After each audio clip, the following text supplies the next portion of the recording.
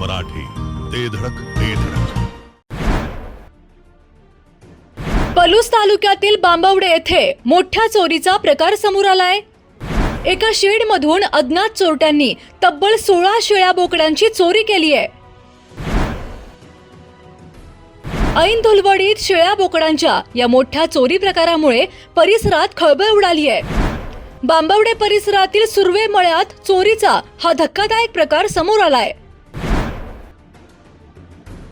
याबाबत रशीद बाबूभाई फकीर यांनी पलूस पोलीस ठाण्यात फिर्याद दिली आहे. उद्या मंगळवार 3 मार्च रोजी धुलीवंदनाचा मोठा सण असताना पलूस तालुक्यातील बांबवडे येथे थेट शेळ्या बोकडांच्या चोरीचा खळबळजनक प्रकार समोर आला आहे. त्यानुसार बांबवडे परिसरातील सुर्वे मळा येथील रशीद बाबूभाई फकीर वय 50, मूळ राहणार ईश्वरपूर, सध्या राहणार बांबवडे यांच्या शेडमधून तब्बल 16 शेळ्या बोकडांची अज्ञात चोरट्यांनी चोरी केली आहे.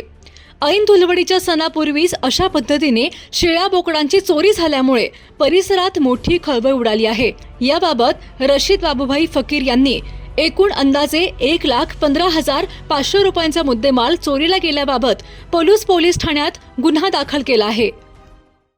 जिओ मराठी, ते धडक ते धडक.